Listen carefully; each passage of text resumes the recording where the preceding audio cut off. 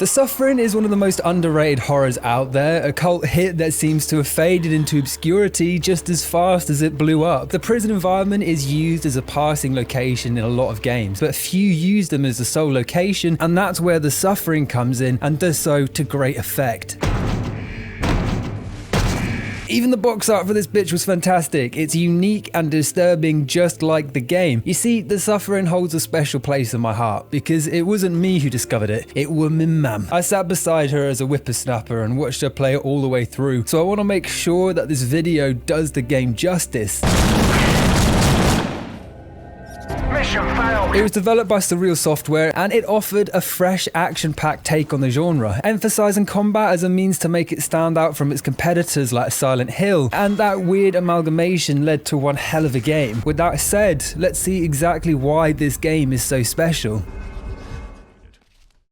I swear Abbott's full enough already. At least when you escort an inmate to death row, you know he's scheduled to get what he deserves. The game begins with our protagonist, Torque, being escorted to death row for the alleged murder of his wife and 2 children. Beat his ex-wife to a bloody pulp. Killed her with his fists. Look, I said I didn't... Then he drowned one son in the tub and threw the other out a window. Once in your cell, the other inmates bicker back and forth over who the biggest dickhead is. Whatever I've done, the Reverend says Jesus has forgiven me. Will you shut the f*** up, you baby-raping, sodomizing sack of shit! Before an earthquake hits and all hell breaks loose. Is the prison collapsing?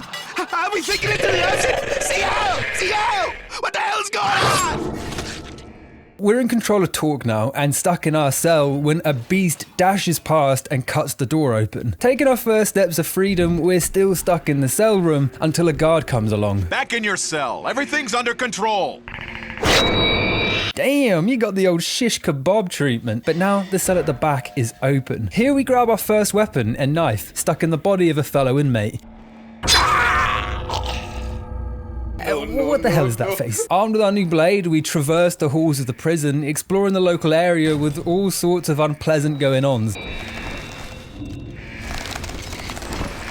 Graphically, I think it still holds up, but that is aside from the facial animations, which I have to say are awful. They must have been bad even for the time. Look at this shit. Gonna be alright for long if he's in the row with the rest of us. That's some Shemu shit. What? The world is unusually interactive with showers, toggleable lights, etc. Nothing revolutionary, but apparently the developers wanted to create an interactive world similar to Half-Life, and it shows. There's a lot of unnecessary interactivity, something you love to see. Really makes you feel involved in the world. Back down the hallway, we encounter another prisoner. There's a way out over here.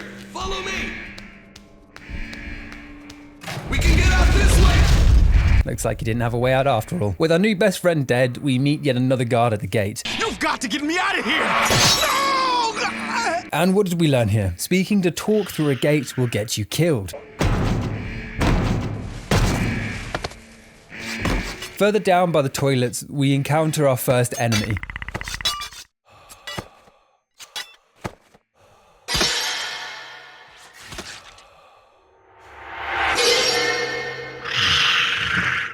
Surreal went to great efforts making each monster design stand out, even managing to get Stan Winston on board. Stan was best known for his work on the Terminator series, the Jurassic Park movies, Aliens, The Thing, The Predator, Edward Scissorhands. Basically, this man was a master in the field of monster design. Every enemy was crafted to resemble a form of execution, which brings us back to this guy, the Slayer. They represent beheading and are the most common enemy you'll encounter. Their heads have been chopped off and are held in place just above their body, with their arms and legs replaced with large blades. But back to this shithouse. We've got our knife, so we have to duck and weave until he's good and dead. Then we hear gunshots from the toilet and out come one of the COs, who is not at all happy to see you. You will do exactly what I say, or I will punch a hole in your sorry ass. Got it? Now we have a choice. Give him a chance. For this run, we'll be playing the game with good karma because it offers the most content. The evil path basically means you just kill everyone and skip through the game in like an hour. Gotta head downstairs to get out of this shithole. And you better stay out of my way.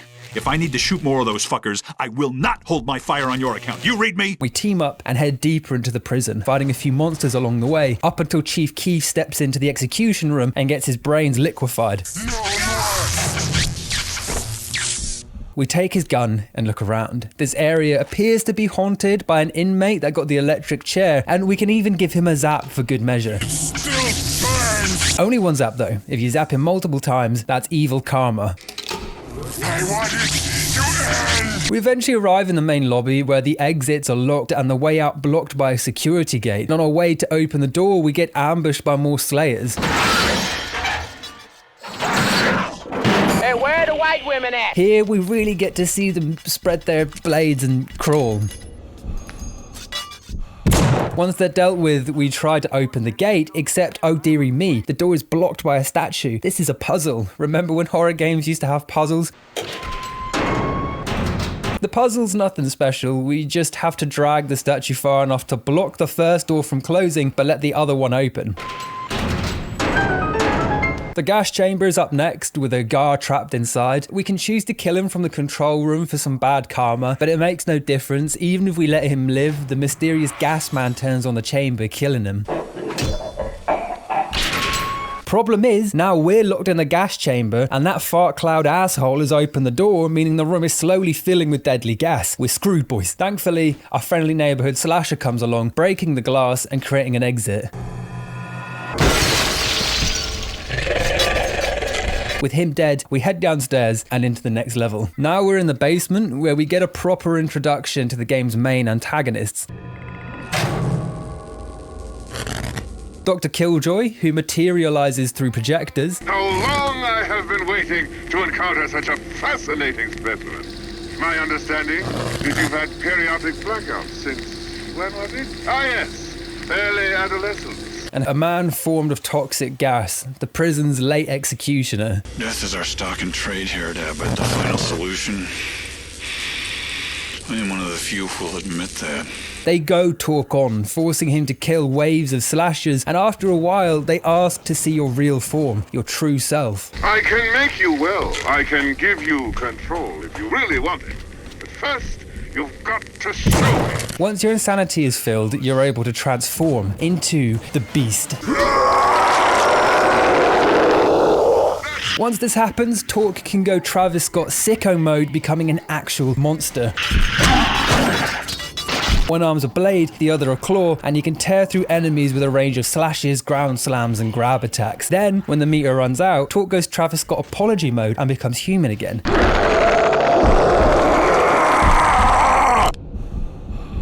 I didn't use it all that often, to be honest. The monster form isn't that much better than spraying an enemy with a Tommy gun. You can't even use healing items, and you have to get in close range to attack, which means you're likely f***ed if there's a lot of enemies. Regardless, after satisfying the dynamic duo, we get to leave the basement, heading through a storage room with a dead end, and the only way forward is to jump onto this shelving unit to reach the next floor. Turning the corner, we see this monstrosity. Where the fuck are you?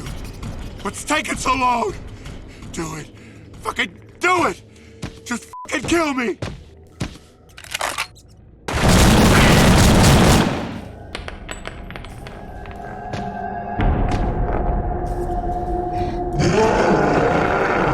This is the Marksman, a large beast with multiple rifles grafted to his back. This is the game's main ranged enemy. It represents execution by firing squad, and if you're unsure about that, the game even introduces him by carrying out the same execution. A little on the nose, sure, but it gets the point across. They're easy to kill, and their attacks are well telegraphed, so you can just hop out of the way, then blast them while they're reloading.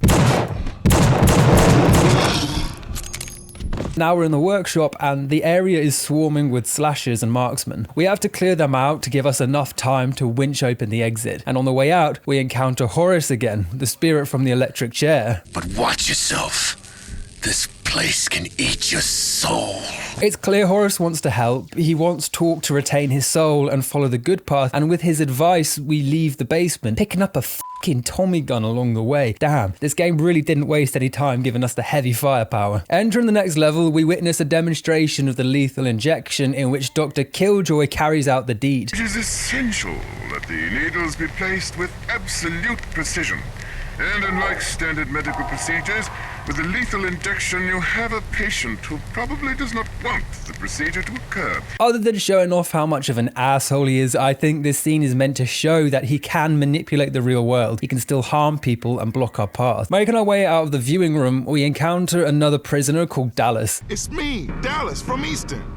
Man, if anybody could survive this shit, it figures you could. Again, we have another choice: kill him or help him escape. Moral choice plays a large part in the games. It's not nuanced or complex, it's old-fashioned good and evil. Kill or save everyone. The karma system only really affects the endings, but there are a few in-game differences. The more evil you become, the more sick your skin will appear, eventually becoming dirty, infected, and blistering. The evil version of Torque really does look corrupt. And I know it's a gimmick, but I like little touches like that. It's similar to the Fable or Infamous games. It's nice to see your behavior represented in your physical form. Helping Dallas, we have to escort him through the courtyard. He doesn't have a weapon and can easily die if you're not careful, so push forward with care. After crossing the yard, we arrive at a different wing of the prison where Dallas manages to find a pistol. I won't be able to smoke them like you can, but I got your back. Exploring the security rooms, things look bad. The guards have been impaled with lethal syringes. This is called foreshadowing, and with all the needles mounting up, it was only a matter of time before this little prick showed up.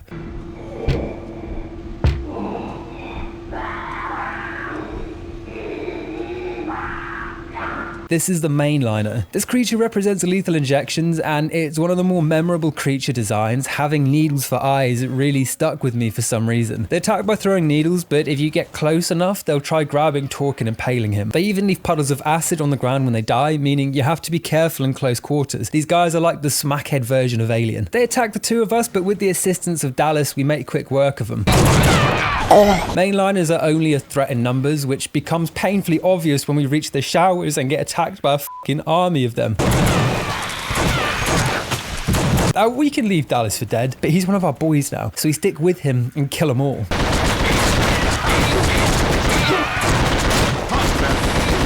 The way through leads to another courtyard, and there's even a gang of inmates that start on you for no reason. You think you can play, Chico?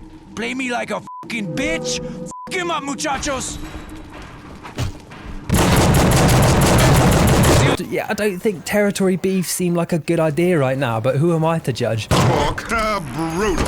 There's a walkway above that leads out of the courtyard. You can either climb on top of the shed and jump up, or you can shoot the ladder down and climb up. It's easy to miss the way out if you're not paying attention, but it's nice that the game trusts the players intelligent enough to figure that shit out. In the next area, we come across two men hanging in a cell block. We make our way round to investigate before getting ambushed by the warden. Oh man, you're here.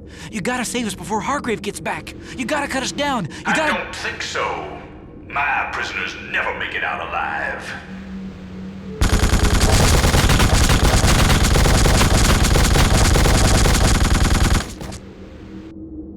The time has come to wash the scum from the earth. This is my Armageddon. Lock it down.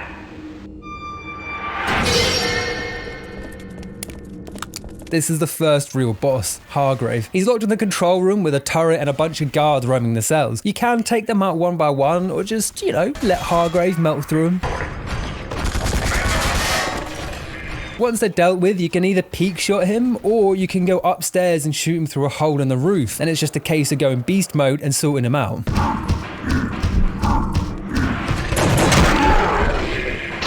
But now, Dallas is locked out. That's the end of his escort. He's not meant to be stuck behind that gate. Normally you help him reach the exit, but what can I do? This is the hand the game dealt me. So without anyone to accompany us, we make our way out. The next chapter is a short one. Outside once more, we have to head through a series of basketball courts while being attacked by a shit ton of enemies. Like I said, Surreal wanted combat to be a big part of the game. They wanted the suffering to be a mix between Silent Hill and Max Payne, a decision they really doubled down on.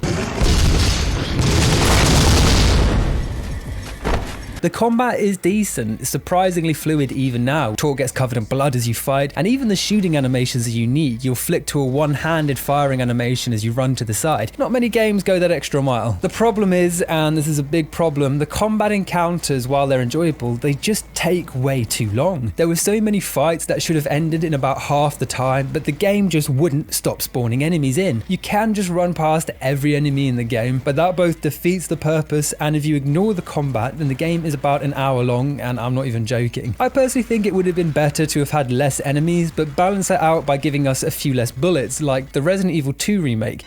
Oh, what the fuck? There's not that many zombies, but every one of them are a nightmare. It could still have an action focus, just make the action more intense and meaningful. When you're mowing down hundreds of monsters with ease, it's hard to take them seriously. Anyway, after hopping on a turret and mowing down the entire army of the dead, we're able to leave the courtyard and head to the next block. I mean, Torque is just having a stroll through the entire prison at this point. Walking through the next cell block, a guard will get swiped up by this bugger. Surprise, motherfucker. This is the Noosemen. They represent hanging, specifically a group of COs that were hung and skinned during a prison riot a few years ago. It's too good for those fuckers. Let's get them alive. Heading to the canteen for a cold one, we get trapped. I would hesitate to call you a gentle soul, Torque. Killjoy locks the door and sets fire to the room, claiming he wants to see if Torque has brains to go with the brawn, like Bane. We have to turn the sprinklers on, but the water doesn't reach the door, so we cover the grate with a vending machine, causing the water to intelligently seek out the nearest fire source, as you can expect from water. We fight through a larger chunk of the prison, even heading underground for a spell before we decide to head to the roof. Thankfully, there's a bunk bed next to a hole in the roof, allowing us to mantle up. On top of the building, we find this quivering little shitbag, Luther, crying about how wet he is. Mama! It's terrifying. He's a coward. He will drag you down. Protect me! If we help him, we have to escort him over a security wall and to the radio tower where he can call for backup. Along the way, he tells us that the Slayers are killed by intense light, so he can use the spotlights on the wall to kill them instantly. We'll go out there.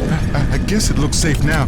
Something you'd have a hard time figuring out without him. In the yard below, we see a huge sinkhole. This appears to be where the monsters are coming from. They'll spawn endlessly until we flick a spotlight on the hole. Right into the yard. Oh my God in heaven. They killed him. Once they're dead, Torque and Luther head to the radio tower. It's like it's possessed or something. After all that, we're still dead. Unfortunately, the radio isn't working. There's too much interference, which appears to be coming from the old asylum. Go figure. That's where we have to head next. We got no time to waste.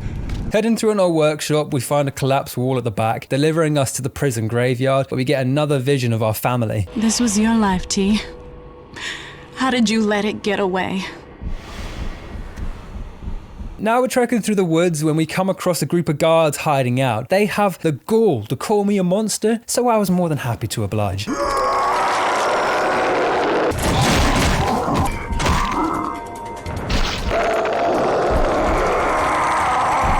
Exploring the forest, you'll see the ground shift beneath you. Clearly something is burrowing under there, but what is it? Well, heading into the stone quarry, we get our answer. Damn!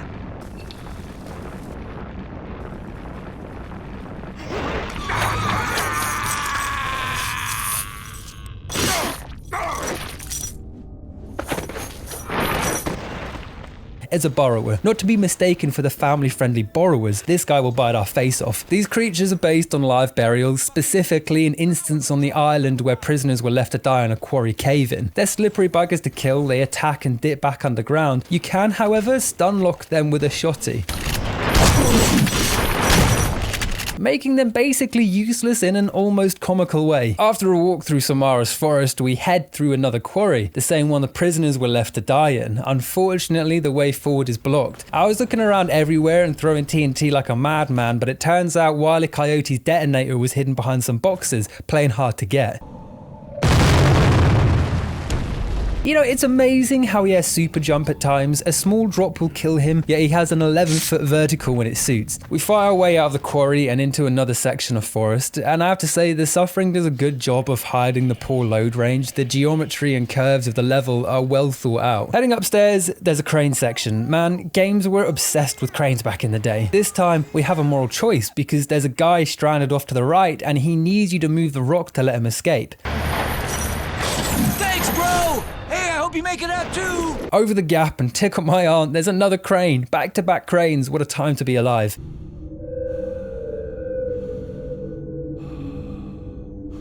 Has the devil trapped you? You're not a bad man. You have to believe.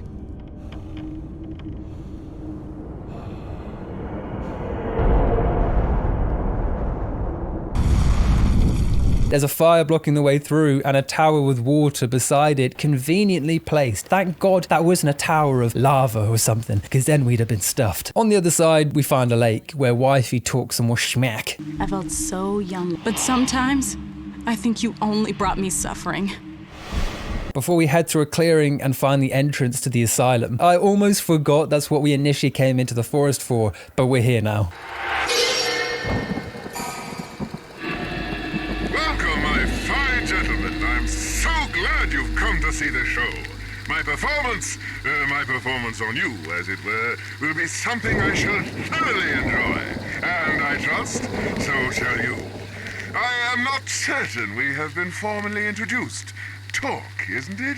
My name is Killjoy. Dr. Killjoy. In order to get through, we have to break the 3 projectors sealing the door, each one located in a different wing of the asylum. This is the best level of the game in my opinion. It has a real horror vibe to it. An old asylum now abandoned, it serves as the playground for Killjoy's twisted experiments. Killjoy appears to have mastered immortality by transferring his conscience into some fictional media network. I don't think the Doctor is meant to be inherently bad or evil. He does appear to genuinely want to heal Talk's broken psyche. He just cares about experimentation above all else. I guess you would call him a chaotic neutral. He has an obsession with the monsters and is dedicated to understanding them. Speaking of the monsters, they're a bit of an enigma. The creatures as a whole are referred to as the malefactors, malefactor being defined as a person who commits a crime or some other wrongdoing. They're a race of monsters that embody the suffering or crimes of whichever area they inhabit. What caused their appearance and what their end goal is, it's never explained. They're just here to make people suffer in the same way they did. I don't mind the mystery. As always, it's better to let us invent some bizarre backstory in our heads than give us some corny "the Doctor brought them forth to control the world" story. There is a reference to Talk being a catalyst that might have caused these creatures to arrive though, that when a person of extreme moral and mental conflict arrives at a location of unnaturally high cruelty, the mix can cause the malefactors to break through.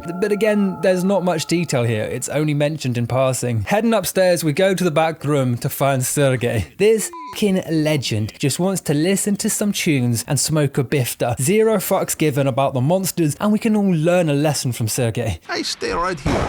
We're safe. And I have pipe to keep me company.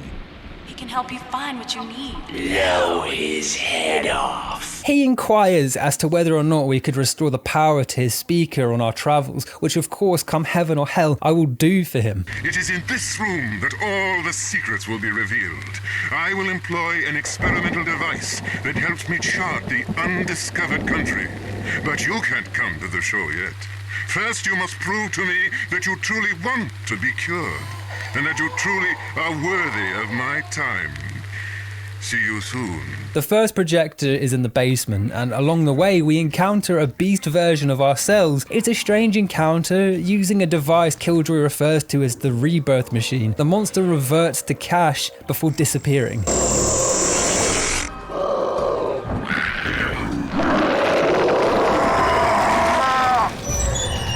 I think it plays into the psychology of what's real or not, how much of this is in Talk's head or the real world. Jumping down to the basement, we're able to destroy the first projector and get an axe for our troubles. Hell yeah. I was stuck here for a while. I couldn't for the life of me figure out how to stop this projector from blocking our exit. I shot at it, I threw explosives at it, I wrote it a strongly worded letter, and in the end it turns out you have to pull this box out, causing the shelves to topple, and even though the hole isn't blocked, like at all, it stops the projection. Huge brain. While in the basement, we're also able to get the power up and running. We have to clear out the water first or we'll get a shock, but with the power on, our boy Sergei can rock out with his little cock out.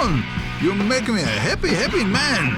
Oh my, listen to this. Down the hall from the basement, we find the second projector, this time in a room where some poor lad has had his eye taken out, Dead Space style. There's one more projector left, this one is in the attic, so we take the stairs up. The upper floor is home to the padded holding cells. You can even find the tortured remnants of a guard.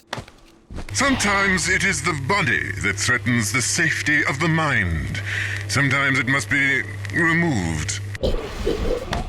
Killing him gives you good karma. It's considered a mercy killing. In any case, we head up to the attic, destroy the final projector, and make our way to the theatre. At last, you have made it to the climax of this fine performance. Let me introduce our newest player. This fascinating specimen is a creature of purest strength and rage, whose presence here must prove quite a conundrum to you. His resemblance to these other soulless beasts cannot be denied. Here we face against the Doc himself. We know he can manipulate objects, but he doesn't do anything to hurt us. Instead, waves of Slayers drop in. The objective here is to break his projectors so he can't take a physical form, and in doing so, we clear the radio signal for Luther. I am one of the greats, one of the brightest stars in the sky. I guess having his consciousness in the network was what was causing the interference at the radio station, but with Killjoy's machines destroyed, all that's left to do is throw a purple orb at the beast, making him revert to talk and run away.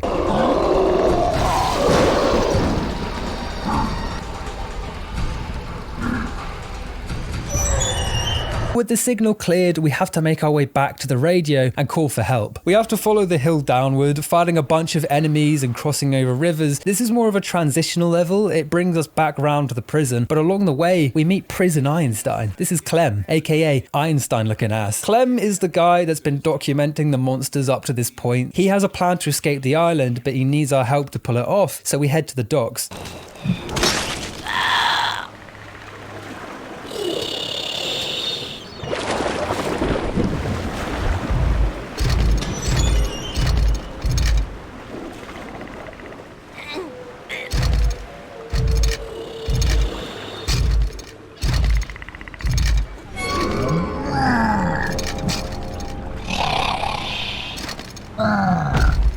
These monsters are called Festers. They're immune to bullets, deal big damage, and can summon a swarm of rats to attack the player. These were historic prisoners travelling aboard a ship that crashed on the shore, left to die chained down with rats feasting on them. Having to use melee or explosives to kill them, I think it's clever. It forces you to change up the playstyle. You can't just run and gun through them. Speaking of Molotovs, Clem, he's a little prick. He throws Molotovs indiscriminately.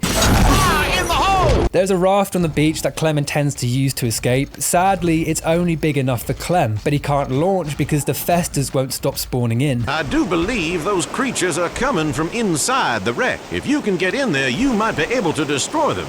Then I'll be able to launch. Everyone to help him, we have to head to the ship and blow up an explosive barrel, causing the boat to catch fire, which in turn allows Clem to escape. Godspeed, you beautiful old pyromaniac. Now we have to head back to the prison through the open sewer pipe. In the pipe, we have another interaction with Horace. This place wants you, Torque. It needs people like you. Once it gets a hold of you, it won't let you go, like it hasn't let me go. Don't say I never did anything for you. Come join me in the dance hall. After which, a near endless horde of rats will burst through the pipes and start attacking you. I kept dying trying to kill them, and it took a few attempts to realise I should just run away. Now we're back where we started, the same workshop we went through in the first couple of chapters. I'm not a huge fan of backtracking, especially when nothing but a few new enemies are added. Along the way, a gate is blocking our progress when Horace makes another appearance. I think you're my last chance, Torque. Don't let me down. He clears the way for us, but in exchange, he wants us to end his suffering. So we head all the way back to the electric room we saw at the start of the game. It's a gimmick fight, and a simple one at that. We have to hop over his slow-moving electric waves and shoot power boxes when the shield is down. Once they're all shot, you can flip the switch, putting an end to his misery.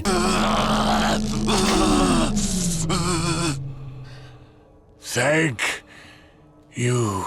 The simplicity of the fight and the fact that it's located right at the start, it makes me think that this was originally meant to happen at the beginning of the game, but they moved it to later to add some backtracking and padding. I could be wrong, but that's the impression I got. We eventually backtrack all the way to our starting cell. Depending on your morality, the family will have different takes on what kind of a person you are. Either saying, hey, you ain't that bad, or man, you're the worst, you used to wear socks with sandals, that kind of shit. You're not so bad, I guess. I just wish you'd always been there, you know? After this, the wall gets bust down and we're able to escape, fighting through the same area until we reach the radio tower again. This is Coast Guard Prometheus. Unsurprisingly, Luther's down. He must have cried himself to death. We receive a message that a boat is coming to the dock for evacuation. Problem is, the lighthouse ain't working and they need someone to fix it. So off we set to fix the light, which in hindsight, what on earth makes Torque think he's qualified to fix a lighthouse? He's a bloody career criminal. But in any case, we head off to get that shit fixed. Climbing over a bus and out the prison, we begin our journey to the lighthouse when some prisoners try and run us down. Watch out! Up there! Oh, Christ!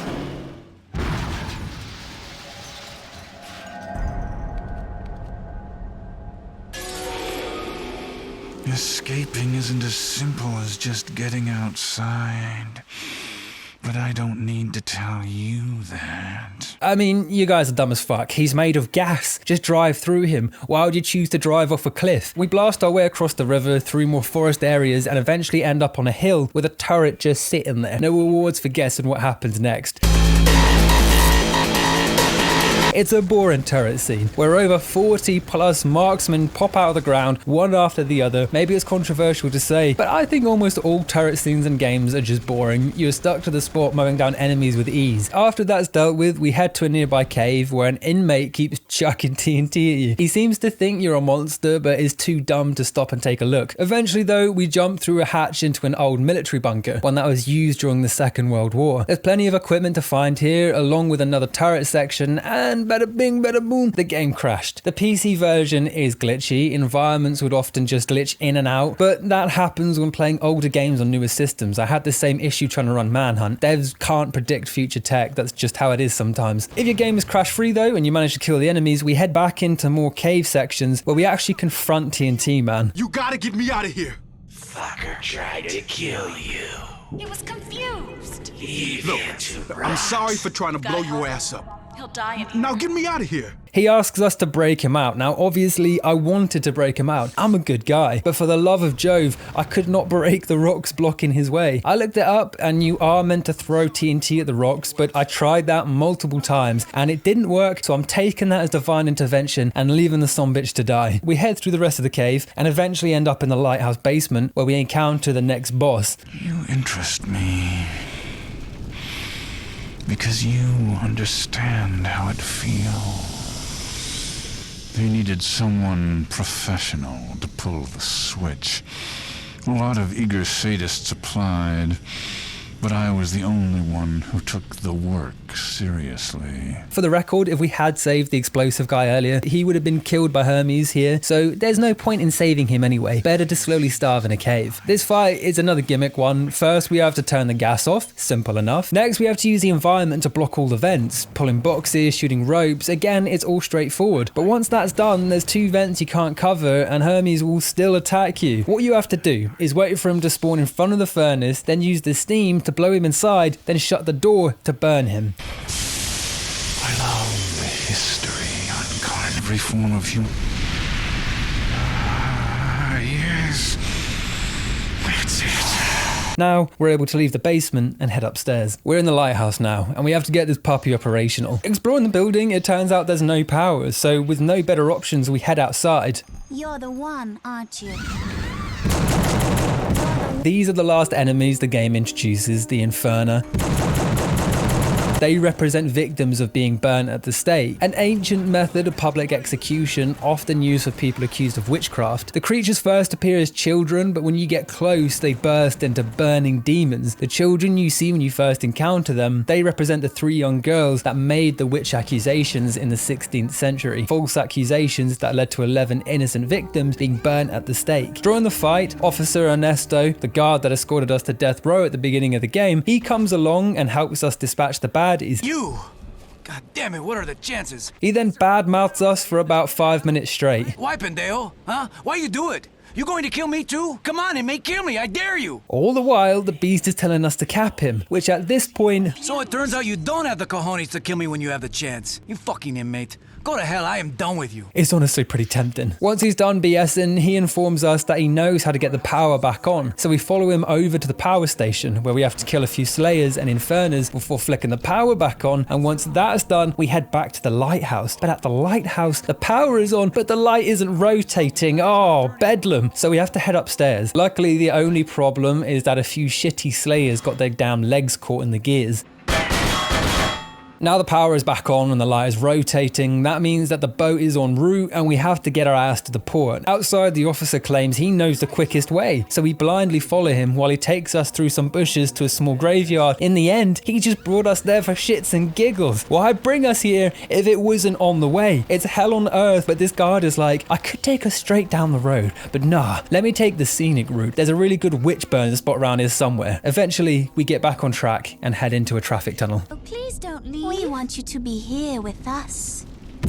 We clear out the area and there's a water pipe over that fence, so we try and head over and whoa, that's his biggest jump yet. We're able to turn the water on and it leaks away through the drain, so again we have to drag a box over the grate, at which point the water will zoom off like a heat-seeking missile to put the fire out. There's a few more enemies along the way, but we finally deliver Ernesto to his destination. He gets trapped behind a wall of fire, we say our final goodbyes and set off alone one last time towards the port. Free falling. Arriving, we're greeted by Dr. Killjoy, who informs us that the final stage of treatment requires us to face off against our own evil. Your cure is at hand.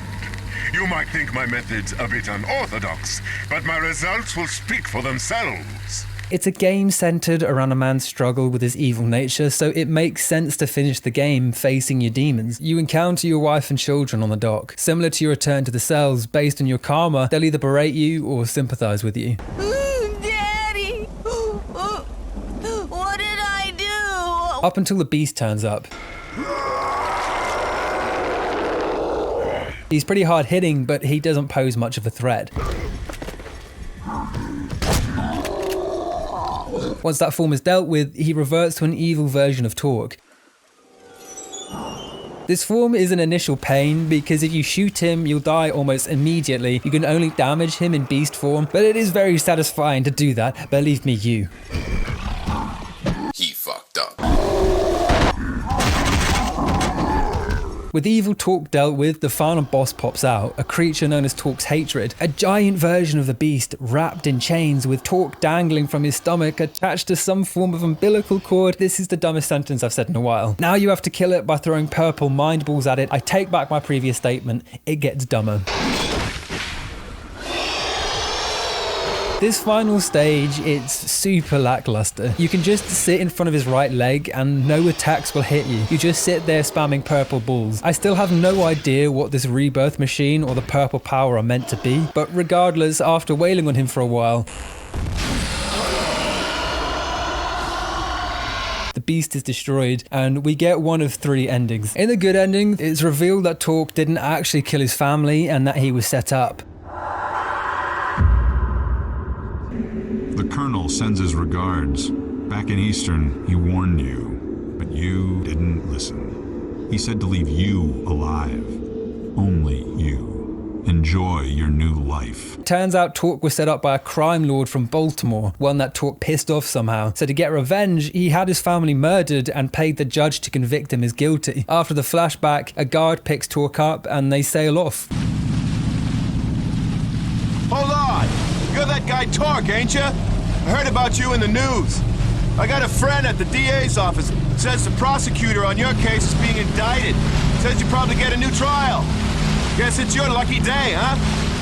Jesus, you look like you've really been through hell. Somebody's missing from this picture, T. I don't want us to ever be apart again. Love always, Carmen. In the evil ending, Torque is consumed by rage. In this version of events, he did kill his family.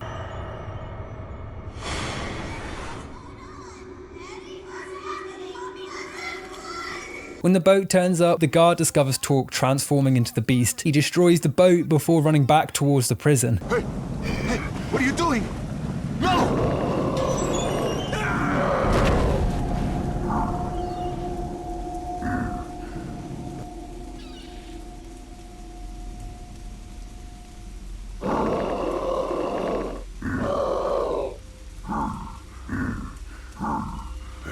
This is us, T. Us without you. The only way we can truly be happy. There's also a neutral ending, which is kind of bizarre. You get this ending by not helping or killing anyone. In this timeline, you accidentally kill your wife when you push her. Don't be that way. You weren't a good father, not in jail. I won't let them grow up violent. They will not be like you. Then, when your son finds out, he drowns his brother and throws himself out the window to spite you. You took her away. I'm taking us away. I mean, peak one for having your mum accidentally die, but drowning your younger brother and yeeting yourself out a window, it seems a tad dramatic. And when the boat arrives, Torque knocks the guard out and steals it, driving off into the sunset. There's good times and bad, T. We all want more of the good, but we take what we can get. It's worth it. Love, Carmen. The endings are fine, nothing especially mind-blowing. I think it was pretty obvious if you're playing the good path, he would end up being innocent. I guess the neutral ending is the most surprising, although I do not understand the kid's thought process behind a murder-suicide. He must have had a copy of Manhunt in his bedroom or something. But that's the first game finished. Weirdly, there is a New Game Plus alternative intro. When you start a new game after finishing, you get an extra scene where Torque arrives on the island before being ambushed by prisoners. I say we do it now. I'm in. Hell yeah. Let's do this shit. Look alive. Shit's going down. You then transform into the beast and mess him up. What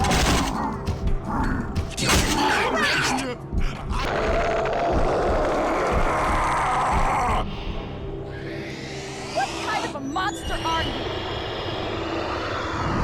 What the fuck just happened? After which, the story just continues as normal. At least when you escort an inmate to death row, you know he's scheduled to get what he deserves. It's an interesting touch, considering the game is meant to be played twice for the good and bad side. It's nice to have a little bit of difference on the second run. So with the plot spoilers dealt with, the biggest question left is, does the beast Torque transforms into actually exist, or is it just in his head? By reading the documentation you find scattered around the island, you discover that no one else can see him transform into a beast. When Torque believes he's transforming, he instead becomes enraged, and with the adrenaline he becomes unnaturally strong and fast, able to tear through monsters with his bare hands.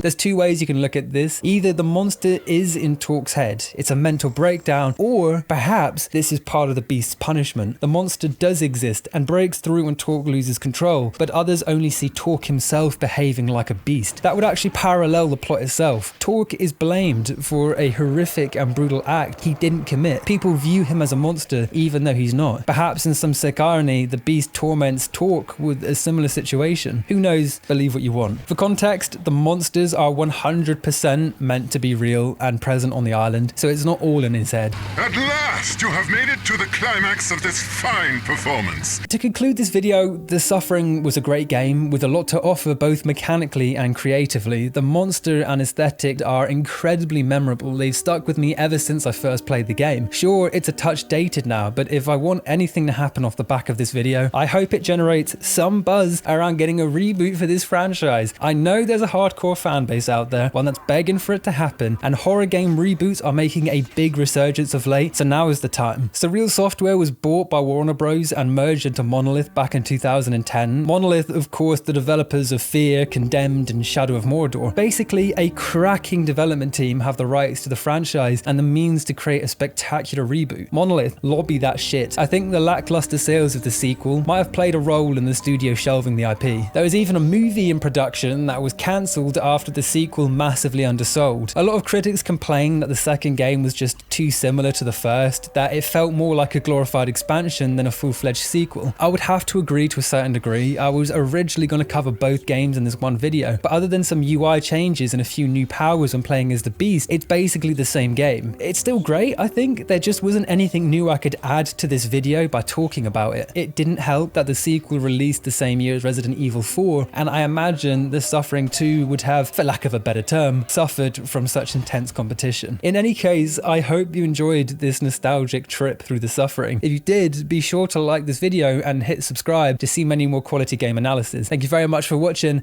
and I'll see you next time. Bye bye.